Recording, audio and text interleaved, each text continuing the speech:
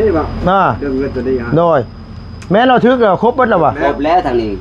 ใช่ครบเลยบ่เจ้า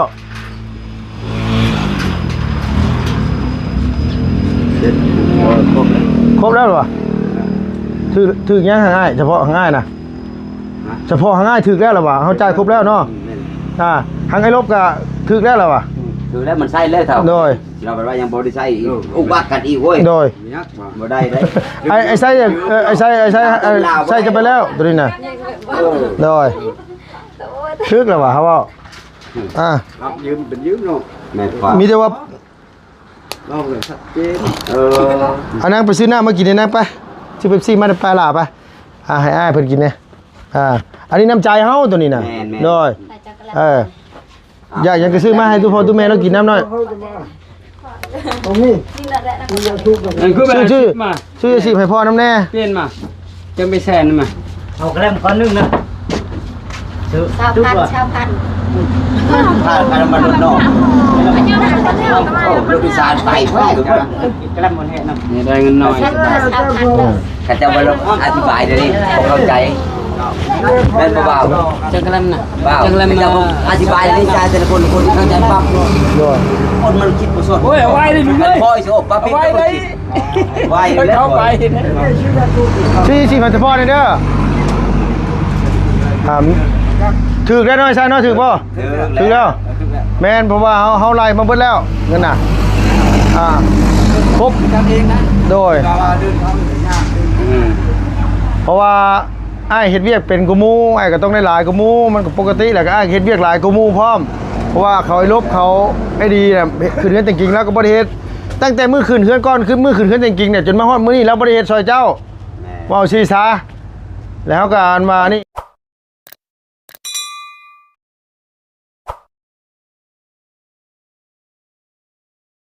ที่จะหัวนั่งเลี้ยงแถวกันเป็นลูกเข้าเว้ยเมาอยู่นั่งเมาวิวอยู่บนปากบนตีนอยู่นี่เลยเอาสบายดีเด้อสบายดีเอาพี่น้องเอ้ยสบายดีกราบทักทายสบายดี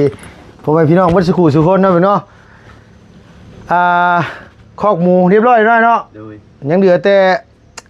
ประตูพี่น้องเอ้ยประตูกับคันมานั่นกับเรียนลุงชิแทกเองเนี่ยกับสิให้เขาเจ้าไป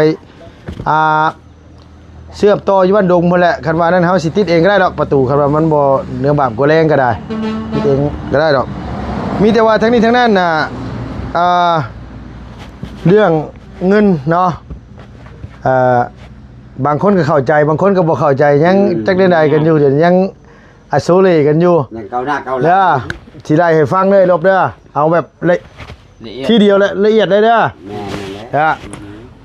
คือเงินนี่มัน5 ล้านพี่น้องเอ้ยเงิน5 ล้านกีบแบ่งกัน4คนหาร4มันก็ได้คนหนึ่ง1,250,000 กีบเนาะบัดที่นี่น่ะทางไอ้ไส้ใหญ่เฮานี้เพิ่นนั่นเฮ็ดเวียกเป็นกว่าเฮ็ดเวียกหลายกว่าแล้วก็ขอลื่นหมู่ซะว่าง่ายขอน้ำหมู่น้ำพวกน่ะลื่นคนละแสนเนาะคนละแสนก็สมมุติพอไกล100,000ไอ้ลบ100,000แล้วก็อันว่าพอเลี้ยง100,000ก็เป็น300,000เนาะแล้วบัดนี้ทางไอ้ดีแล้วก็ไอ้ลบพอไกลเหมือนนั่นน่ะคือเฮ็ดไม่ติจริงเลยก็เลยขอหยุดไอ้ไส้สร้างใหญ่เฮาก็เลยเฮ็ดผู้เดียวเนาะเฮ็ดผู้เดียว2 มื้อเฮ็ดผู้เดียว2 มื้อแล้วก็เลยว่ากันเฮ็ดผู้เดียว2 มื้อสิหมู่บ่ได้มาเฮ็ดเวียกซอยเดี๋ยวเต็งสิเฮ็ดให้มันแล้วเลยเต็งขอฮักชะโตคนละ100,000 กีบกับ3 คนกับ300,000แม่นบ่ลบว่าไงว่าเท่ากับเป็น600,000แล้วนี่เป็น600,000แล้วที่ไอ้ไส้ได้นี่กูมูหั่นเนาะที่เฉพาะไปว่าเราขอกับ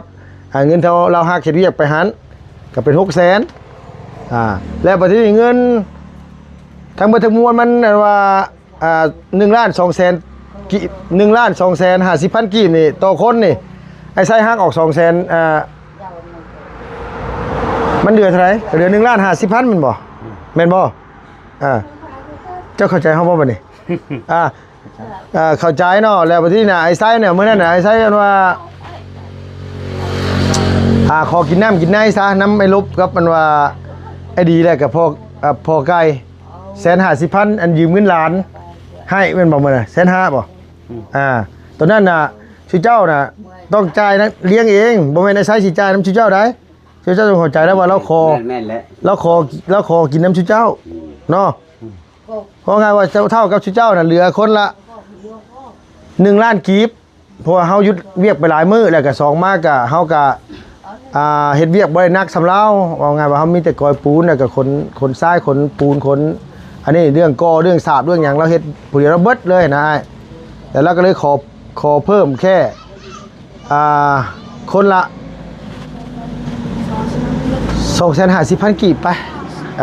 บอกไงว่าชุดเจ้าเหลือคนละล้าน3 คนชุดเจ้ากับ3 ล้านไอ้ใช้ผู้เดียวแล้วก็เราได้2 ล้านว่าไงซะประมาณนี้แหละพี่น้องเอ้ยแต่ว่าเรื่องยืมยืมกันน่ะตั้งหากโดยแล้วก็ใส่กันตั้งหากเนาะคือแบบว่าใส่ละเฮาสิจ่ายทีละคนเนาะ จ่ายไปแต่ละคน โดยจ่ายทีละคนไปเลยมันจะง่าย เลยสบายเข้าใจกัน 1 2 3 4 5 6 7 8 9 10เอานี่1,500,000เนาะนี่ 1 ล้าน แล้วมาที่นี่พอใกล้มานี่1,50,000นี่ยัง เป็น500,000หรือเปล่าอันที่ไอ้ไส้ละยืมเจ้านั่น50เนาะเด้อโอเคเดี๋ยวพาเว้าตัวนั้นน่ะ1 2 3 4 5 6 7 8 9 10นี่พอใกล้นี่เนาะโดย1,50,000นี่แล้วบัดนี้น่ะหางไอ้ไส้น่ะเหลือเท่าไหร่ก็หางไอ้ไส้นี่ยังเหลืออยู่3,500บ่อยู่นั่นบ่แล้วให้บ่กว่าแล้วเนาะบ่แม่นเดี๋ยวเฮาสินี่จักเนาะเข้าใจเอาแต่นี้ก็มีเงินมันยังเหลือ4 ล้านแสนอันเดียวเฮาไล่ก่อนแป๊บนึงต้องจ่ายดีกูมีขึ้นไปเอาเงินมาให้นี่นะมันบ่พอจ่ายเพิ่นนี่เอามาแหนบที่ว่าตัวมันมี8 ล้านเห็นเด้อมันมีแหนบนึงมี8 ล้านกว่าหั่นเอาบอกแม่เพราะว่าเงินเนี่ยว่าทั้งอ้ายเพิ่นฝากมาเลยลุงไม่ได้ถือไว้เองพี่น้องเอ้ยลุงมาไว้ให้ทั้งแต่พอทะเวเพิ่นถือเพราะว่าเขาถือเงินหลายเขาไปหันไปนี่แหละย่านนะย่านไปไกลลุงเนาะโดยย่านมือนี่เขาลายเงินน่ะมีอยู่ในบัญชีเขาเบิดโดยเลยเอาเงินสดมาเข้าไฟนี่แหละเอาเงินสดมาเข้าไฟเลยก็เลยบ่ได้เอาออกมาเข้าใจว่าไอ้รบจะได้1,50,000เนาะเดี๋ยวเฮาสินี่เดี๋ยวอันว่าเฮาสิไปมาเจอเท่าจักเนาะให้เดี๋ยวให้ดีนะเพราะว่าเงินนั่นมันเหลืออยู่เดี๋ยวไอ้ไซเบิกไป500,000แล้วก็อันฮักคือมัน800,000ครับ800,000แล้วนี่มันเลยล้าน2บัดนี้ก็2 ล้านกันต่อกับเจ๊ของแกอันที่กูว่าคือเบาดี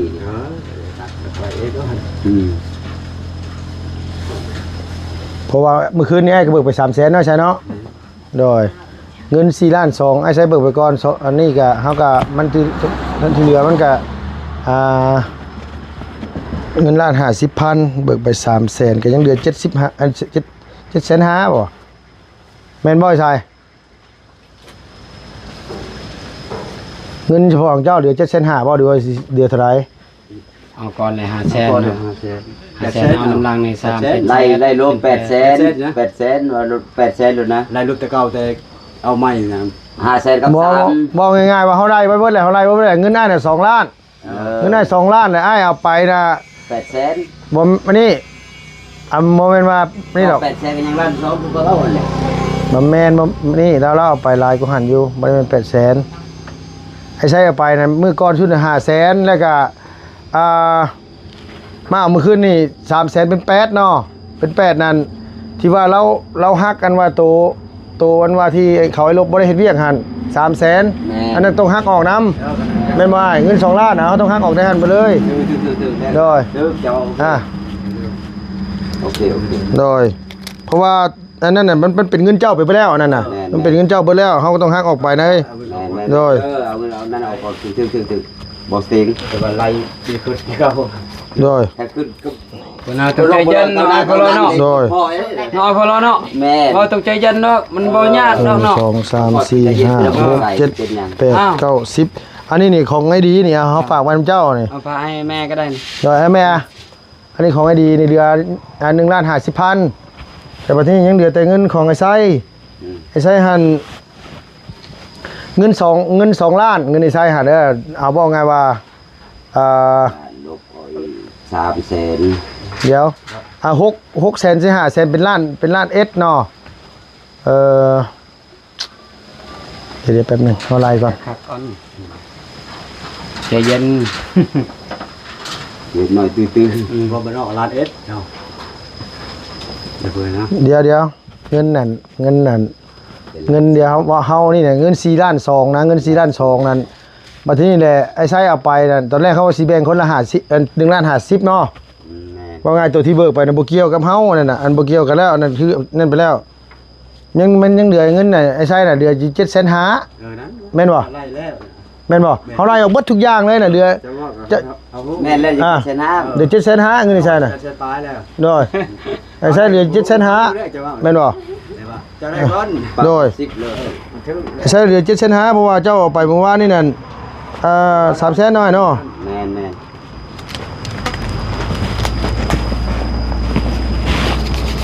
มันจะไล่ 1 2 3 4 5 6 7นี่นะอันนี้เจ้าของเจ้าตัวนี้เนาะ7แสนนี่50,000นี่ตัวนี้น่ะให้ไอ้ลบบ่ ใส่มันเสียเลยเนาะ ให้ลบเลย บอกมาแล้วว่า อันนี้นี่ใช้คืนเจ้าตัวนี้น่ะ บางแฟนเดี๋ยวนี้บ่ น่ะ เรื่องเงินตัวนี้ฮะ โดยแม่เราทึกแล้วครบเบิดแล้วบ่ ครบแล้วทางนี้ แต่ว่า ไอ้ใช้ครบเลยบ่ของเจ้า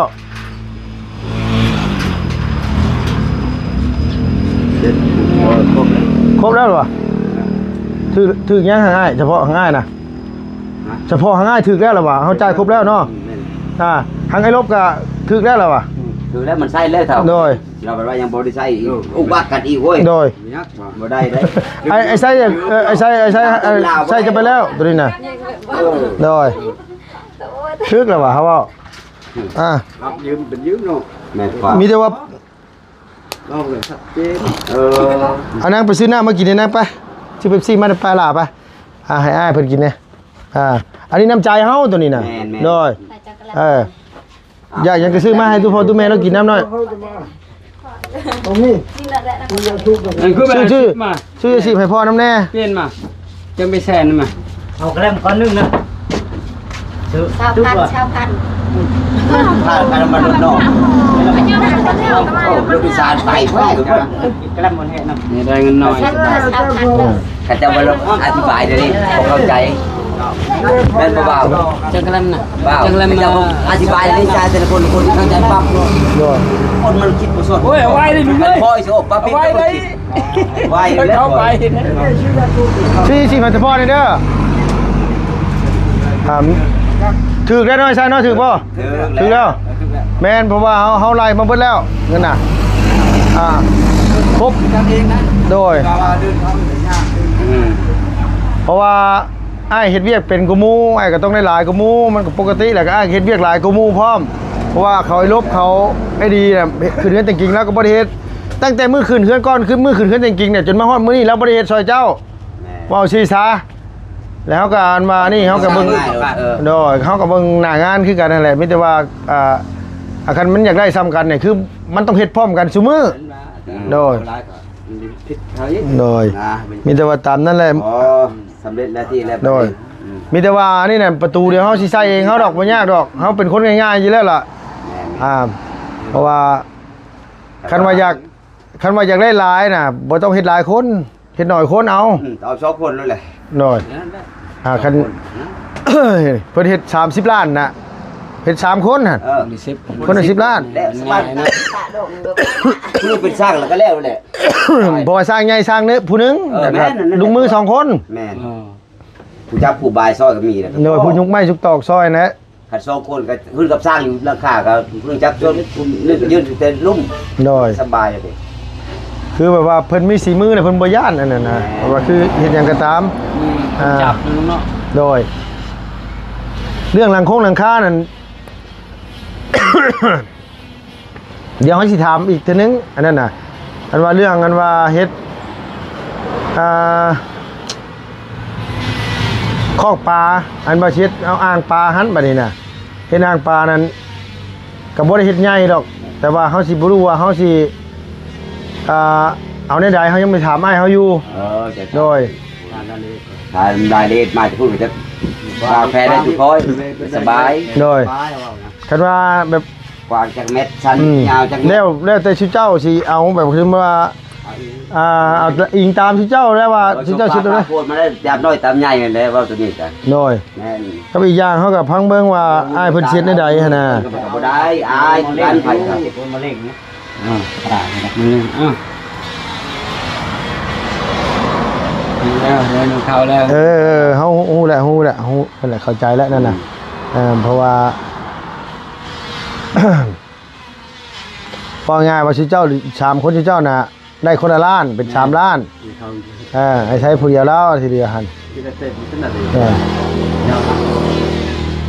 นี่แต่ว่า นี่ก็เราโอนมาเล่งหน่อยน้องมาให้ไปเล่งไอ้โน่นนั่นคือคิดเนี่ยเจอไงแต่ถึงโน่นนั่นดูเลย จอยแต่มันจะง่ายมันเฮ็ดนี่ไง เขารับเนาะเขาใส่อยู่เนาะสบาย คิดประเลยมาให้เจาะตรงไหนเดี๋ยวโอนมาเล่งเลย1,500,000 หน่อย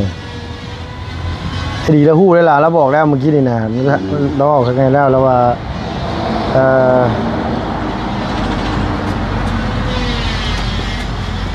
ผมมันก็บ่ได้หลายดอกเงิน2,500,000นึงดอกอาศัยเอาไปลื่นนั่นน่ะเท่านั้นแหละ100,000เราเดิน แล้วบ่ไงว่าลื่น1,500,000 แม่นแสนห้า ลื่น1,500,000อันแล้วอันว่าที่เราอันว่าฮักชื่อเจ้าบ่ได้เฮ็ดเวียกซอยเราน่ะแสนนึงน่ะบ่ได้นับดอกตัวนั้นน่ะบ่นับตัวนั้นน่ะ ความกาแฟกันตัวนั้นเนาะ โดยบอกง่ายๆว่าคือคอกันกินเนี่ยคอลายกว่านี้ยังคอฮะคอจุ่มชิมเจ้าคนละ150,000แหละแต่ก็ฮักชิมเจ้าคนละ100,000เอาหัน เป็นช่องแสนห้าแม่ เป็น2,500,000 พูดเลยลุงว่า โดย เราลื่นพูดละแสนห้า แม่นเราลื่นพูดละแสนห้า แสนห้าเราลื่น โดย เราเลยพอดีล้านนึงเราลื่น เราลื่นล้านนึงถึงแล้ว แบบว่าเรื่องคอนี่หมู่บ่ได้คล้องนะครับว่าเรื่องติดหนี้นี่เขาคล้องเลย แม่น ดีเลย คันว่าที่นี่คือที่นี้ยืมคือยืมขอคือขอ ได้แล้วเนาะไอ้ใส่เนาะได้แล้วเนาะ ได้มา โดย นั่นจะจมเมื่อกี้นี่เอาไว้บ่เฮาอัน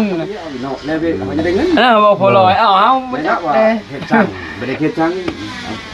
เดี๋ยวเวียก็จะได้เงินกับบุตรไผนั่นก็ได้ สิบ่ได้เป็น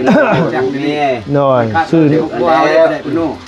หน่อย แม่นเนาะ แมน จะได้เงินแน่แล้ว จังชื่อแบบว่า เฮ็ดคัดคล้อง เฮ็ดหยังก็ตามคันว่ากันอยากอันนี้เนี่ยเฮ็ดนำกันหลายคนคันสมมุติว่ามันจะบ่ยากนะผู้ใดเบิกก็เบิกพร้อมกันเนาะซ้ำกันเนาะสมมุติว่าเบิกเงิน5ล้านก็เบิกคนละ500,000ก็คือเบิกไป2ล้านน่ะแบ่งกันคนละ500,000 แม่น แบบนั้นเหลือ300,000น่ะก็ที่เหลือก็จังว่ากันโนดแบบนั้นมันจะง่าย สบายง่ายบ่ลืมเนาะ มันไม่ยุ่งบึ้มแม่น ขอให้คนเข้าใจกันสบาย แม่นมันเข้าใจกันแม่นใครว่านั่นน่ะนะ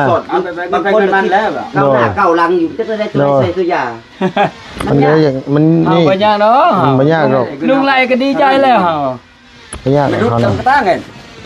ไปเดินสำคัญนะ ลุงบ่ถือเลยเฮา แต่เบื้องต้นมาว่าในได้ชุมเฮา4คนที่ คือจมนึงมืออื่นเนี่ยก็เพชรน้ำเฮานี่ นั่นน่ะก็ซื้อครบซื้อกินบ่ถือกันแล้วแต่ใจเนาะ โยย นั่นแล้ว ไอ้มันมัดกันนั่นแหละบ่รูปแล้ว บ่เฮ็ดเวียกน่ะเฮ็ดอีหยังก็ตามแต่เด้อบัดนี้เด้อเฮาสิบอกเจ้าเด้อเฮ็ดเวียกหยังก็ตามแต่มีแต่เว้าก่อนก่อนสิลงมือเฮ็ดโลดเว้ารายละเอียดโลดว่ามันแจ้งกันแบบว่าพอใจเฮ็ดก็เฮ็ด 3 พอ คนก็ว่า3คน4คนว่า4คนว่าถือกันเพราะตัวนี้แต่วันนายสร้างก็คนให้เจ้าตัวนี้คนตัวนี้ไอ้เฮ็ดบ่จะบ่ง่ายลุงน้อยค่อย โดยแม่น บ่ให้ก็ยังดีบัด กันก่อนยัง แม่น เอาประทานเรื่องที่แก้ได้บ่สบาย อ้าวเอาเลยเฮาสร้างคอยได้ซำนี้เจ้าซำนี้เฮาสิมือเฮาเป็นสร้าง โดย คอยมีคอยนำพาจุเจ้าไปเฮ็ดเจ้าคอยซำนี้ บางเวียนหมด โดย เราพอใจก็เราก็ม่วนอยู่เราเฮ็ดครึ่งนึงก่อนเจ้าเอาแล้วบ่ถึกเดี๋ยวสร้างใหญ่ก็เจ้าบ่ถึกเจ้าได้เว้าเนี่ย ผู้แรกมีเจ้านั่งอยู่คอยบุกอยู่นั่นแล้วผู้เดียวคอยแดด รู้ว่าเนี่ยก็แม่นเบ็ดโลด โดยเฮ็ดหยังก็ตามเฮ็ดห้องน้ำห้องในทุกอย่างหั่นแหละไม่ใช่ว่าเฮาเว้าหยัง หน้าดูวิ่งนะ นี่ตับเอาว่าสร้างเฮ็ดนะ เห็นบ่เฮาห้ามบ่ได้ก็ บ่เฮ็ดแม่น แนวที่เฮาได้เรื่องวิเฮาเฮ็ดได้บ่ได้ แต่นั้นแน่เรื่องคนเนี่ยเรื่องปันเงินคำนะ มาแบบว่าเอ็ดไม้เฮ็ดไม้นี่เบามีเจ้าตัดพิษปาดพิษนี่เสานี่เจ้าต้องซื้อไม้ให้เขาแล้วแหละ ธรรมดาเขาวางเต็มแล้ว เขาวางเต็มมาแล้วเงิน มันคือในมูดเขาจะได้ก็จะไปเสียให้เขาอีก บ่แม่นว่า คือเวียกก็คือกันได้เวียกคือเขาเฮ็ดนี่คือการเฮาเอาสั่งแบบนี้แม่น เขาสมมุติเขาปาดพิษเขาก็ต้องสั่งมาให้ไหม ไม่แล้ว เอาซื้อมาเอาซื้อ เขาได้ซื้อ เอาแล้วซื้อเขาปาดเขาสร้างเลย เขาเป็นสร้าง เขาหัก อ่า เนาะ เออ เดี๋ยวจะเป็นเลยจะ แม่น เป็น ใจ เดี๋ยว เขา เขาบอกสมมุติ เห็นบ่ยังบ่เข้าใจซะนะเห็นบ่ ปาดเสานี่มันบ่ถูกนี่เขาซื้อแทน เขาซื้อแทน เขาซื้อแท้แบบเขาซื้อแท้ เอาเขาเป็นคนรับผิดชอบเด้งานเวียกเขารับผิดชอบให้เฮาแหละ แต่งานตัวนี้ นอกจาก งานเลย นอกจากแบบว่าคือชุมเฮาแบบว่าอันนี้กันแหละก็เฮาก็บ่ได้ว่านี่ก็มีแต่ว่าให้เราบ่เป็นหยังให้นะแบบว่าคันว่าคือแบบมันอยู่ที่คนจ้างคือกันคันชุมเฮาแบบ จับกัน เฮ็ดคิดอินดูตนกันก็มีแต่ว่าบ่เป็นหยังก็มีแต่ว่าสั่งมาไหมชุมเฮาได้สั่งไหมคุยกับผู้ใหญ่เพิ่นโดย พิดดักเทือเบอร์ดำทิ้งบ่รู้แล้ว อย่างนั้นเนาะ มีแต่ว่าตามนั้นแหละ ถ้า มี บ่ แต่ พิดรถ10โตก็บ่ได้คือกันเด้อ โดยเขาแบบว่า พิดปาดพิดเสากับขโยไปทางนึง อ๋อบ่เป็นอีกจะว่าเป็นสร้างอีกเขาออก เชื่อว่าชวนร้ายกับถ้าเจ้าสิบ่พลาดดอกช่างนะเจ้าจะไม่บ่พลาดโดยมีแต่คันพลาดก็มีแต่ลูกน้องหั่นแหละ แม่นเขาก็พังความหัวหน้าเนาะ แม่น บางเทื่อบ่ได้ยินบ่ได้บอกให้ตัดเม็ด10เด้อไปตัดซะเม็ด5เซนมันรุดได้บัดนี้ เดี๋ยวอาปุณนะ อ๋อมันขี้ก่อนแหละ ตัวสร้างมันขี้ก่อน ลู ลู ก ก น้ น้ อ อง ง อ้าว ลูกน้องปาดเนาะ ถ้าเราปาดเสามัน ตัดเสาปาดเสาอย่างไรมันอะไรมันอันตรายตัวปัดตัววักไงน่ะ พวกกระพรเป็นตัด แต่ว่าเพิ่นเฮ็ดเวียกน่ะชวนลายนี่เพิ่นเฮ็ดเวียกนํกันน่ะเพิ่นสิเอาคนที่เพิ่นรู้ใจกัน แม่นและ เอาง่ายว่า ใจนำกัน แม่น แบบว่า ไอ้น้องกันนะ ไปภูละทางนึงมัน บ่แม่นพี่น้องก็ตาม แต่ว่าเพิ่นเฮ็ดเวียกมันอยู่แม่นเข้าใจกันนะว่าง่ายแบบว่าชวนลายน่ะ แบกคอตัวนั้นฮอดปุ๊บเพิ่นเจ้าจับตัวนั้นเขาจับตัวนี้โลด โดย เขาเข้าใจกันหมด ว่า ตัดบันนิ่งกันนะ โดยคือว่าคนตัดนี่ก็บางเทื่อคนตัดก็สมมุติว่าคนวาดเนาะวาดแบบน่ะ แม่น กับผู้เดียววาดผู้เดียวคิด สร้างว่า ถามว่าง่ายว่าแบบผู้ปาดกับปาดตามผู้ขีดนะครับผู้ขีดพิษจ้ะ ถ้าได้ละไม้โบกกับบ้านที่ โดย สมมติว่าคนปาดคนขีดพิษกับคนปาดก็ต้องพิษอยู่แล้ว กับพิษ คันชิเนาะพิษน้ำผู้ปาดนั่นแหละบ่แม่นพิษน้ำผู้ขีดนั่นแหละ พิษผู้ขีด โดยพิษน้ำผู้ขีดเพราะว่าผู้ปาดนี่เขามีหน้าที่ปาดซื่อ ได้ก็ปาดนั่น โด เนาะ ย เพราะว่าให้ขีดเส้นเลย คิดตามนั้น คันว่านั่นเขาว่าง่ายว่าคันตัวใดที่แบบว่านี่เนี่ยชนลายเนี่ยเขาบ่ค่อยพลาดดอก 10หลัง20หลังเขาบ่พลาดน้ำเสา มีไฟพลาดเลย นอกจากว่าเฮ็ดขีด2คนจังซี่นะ ขี่ตามไปได้คือลุงว่าบ่ค่ะบ่พาดบ่พาดเขาเลยเป็นเม็ดเลยสำนี้9เม็ดก็ตัด แม่น ทุกคนก็ทุกลำก็9เม็ดหมด แล้วจะมักแซกออกเท่าไรกลาง โดย ได้10บ่หรือว่ามักแซกห้องนอนนี่บ่เขาทำได้เอง มีโหมดอีก แม่นอันนี้ก็มีหมวดเบิดหั่นแหละเพราะว่าสั่งมาแต่เฮือน เฮาเฮ็ดแบบใดแบบเฮาเฮ็ดแบบนี้แหละเฮ็ดแบบเพื่อนไม่จริงๆนั่นแหละแต่ว่ามันเป็นไม้ซื่อแต่ว่ายกพื้นสูงอันนี้น่ะแต่สูงเดียวกันนั่นแหละ 2เมตรบ่พื้นนะ ประมาณ1.8หรือ2เมตรนี่แหละเพราะว่ารวมเสารวมหยังนำก็ประมาณ 2เมตรแล้วกันเมตร8ก็ใส่เสาอีก20เซน ประมาณ2เมตรแล้วก็เทพื้นล่างข้างล่างปล่อยโล่งใช่แหละสูงกว่านี้สูงกว่านี้ ดูอะไรงาม โดย มีเมตร7นี่ แล้วเขาก็เทพื้นแล้วก็บ่ยากแล้วเอาไฟเข้าอะไรกันเอาโต๊ะมาหินอ่อนมานั่งบัดทีนี้ซ้ำสิเย็นหาเตียงมันนั่งมอน แล้วจากเสียยาให้มากก็ลงมาหันก็เปิดพัดลมใส่บัดนี้โอ้ย เอาน้ำเย็นกิน น้ำเย็นกินเนาะ มีแห้ง บ่ได้นะเนาะ บ่ขึ้นก็ได้อยู่เฮือนนะนั่งที่ตารางก็ได้เนาะกินน้ำเย็นเนาะมีแห้งดีใจได้จนนั้น โดยว่าถึงว่ามันเฮ็ดหยังก็ตามแหละไม่ว่าไงว่ามันจังใดน่ะความสุขนี่มันบ่ได้อยู่ว่าสิอยู่ใส่ได้อัน คันเฮาบ่เป็นหยังสบายใจอยู่ใส่ก็ความสุขมีเบิด อนาคตเฮาเองยังบ่ได้เชื่อ อย่าบ่ฮู้จะข้างหน้า บ่ได้เชื่อได้อนาคตเองเลยเฮาจักมันสิเป็นหมดใดมื้อนี้เฮาว่าสิใจให้มีหมู่มาอยู่ซะ ใช่ว่าช่วงหนึงว่าพอจะดีสิมานี่นำเซามาแล้วบ่บัดนี้ เศร้าเลย เซาเลยดิ สมเพื่อใส่ เราได้หลายแล้วก็คำหนึ่งสองคำไปซ้อหลายแล้วกลับไปกลับมาลงไปลงมาหรือว่าคำเดียว ก็เอาหน้าเอาหลังเอาหลาย ประมาณคำเดียวก็แล้วก็เล่นจะเอา ผัวบ่ได้มาสอแล้วว่าช่วงนี้ จะเผาเนี่ย ข้างกระตอกอะไรจังซี่ ใช้อันไว้ยาสูบเฉพาะว่าน่ะ ดูได้สองยาโอ้โห เสื้อกระบาลของเรา เดือดเปื่อยนี่เมื่อกี้เว้ยมันเปื่อยแล้วตัวนี้ มันเต็งคือมันใส่กับน้ำแข็งนี่เปิดไม่ได้พวก โดยกินรส โอ้เขาไปจับเมียนตัวนี้ก็เลยเป็น น้ำนี่ก็เป็นน้ำแข็งน้ำเปื่อยคือกันตัวนี้ เขา มาชื่อรถมัน โอ้ยบ่แม่นน้ำตั้งน้ำก้อนเขาบ่นี่ ก้อนกับเป๊ปซี่ บ่แม่นบ่เกี่ยวมันตั้งมันบ่เย็นแบบนี้มันเปื่อยเขาแช่โดนชื่อโดนแล้วมันเปื่อย โดยมันนี่เอาเปิดกินได้เด้อหาจอกไม้แล้วนี่เด้อเอาแม่ตู้พอน้ำเต็มร้อยเอาพออ่ะบ่พ่อเอารถเฮาบ่ปานใดดอกเฮาบ่กินมาได้นี่นะเฮากินอันนี้หยังมีโพ แต่ว่ากระทิงแดงกินแล้วต้องสั่นนึงตก โอ้ชันเลยกินได้ คนยาเจ้าดึงเมาไว้ขนาด โดย ราคาเราหมอกเขาเลยแบบมีคือหมอกเขาเลย จังว่านี่ฟังเบิ่งก่อนเฮาสิถามอ้ายอีกเทื่อนึงถามผู้ใหญ่เพิ่นก่อนถามผู้ใหญ่เพิ่นก่อนว่าเพิ่นสิให้เฮ็ดหยังก่อนระหว่างอ่างล้างปลาอันเลี้ยงปลาหั่นเราจะให้เฮ็ดอ่างเลี้ยงปลานำแน่ ไอ้จอกเว้ย เลี้ยงปลานี่สิเฮ็ดหม่องใดเฮ็ดหม่องพุ่นหรือเฮ็ดอยู่พี่เพราะว่าเฮ็ดสิไสจ้ะว่าแต่ว่าเฮาน่ะอยากให้มันใกล้น้ำแน่น่ะ ไปน้ำ เฮ็ดข้างของน้ำมันพอดีงาม แม่นหรือถึงลุงเหรอ อ่า จะไปเฮ็ดติดทาง เฮ็ดข้างของน้ำนี่นะไอ้ข้างของน้ำนี่ จะไปติดตาก็ มันเฮ็ดบ่ต้องกว้างปานใดนะพอเฮ็ดบ่ต้องใหญ่ปานใดเฮ็ดประมาณสักจัก2เมตรคูณ2เมตรนี่ก็ซ้ำสิกินเด้ จอกยางเนี่ยกระด ซ้ำสิกินปลานะเลี้ยง เลี้ยงปลาดุกนะเลี้ยงปลาดุกเลี้ยงปลานี่ก็ได้เลี้ยงปลาขน้ำลายแบบนี้นั่น เป็นรักแรกต่อของหนำต่อไปเลยต่อตะขาว โดยต่อออกไปนั่นหนึงหั่นโดยมันจะง่าย เอาไม่ใส่ก็ได้หมดยากมันถึงกันมันเมาเด้อ พิมพ์เลยอันโยมหมด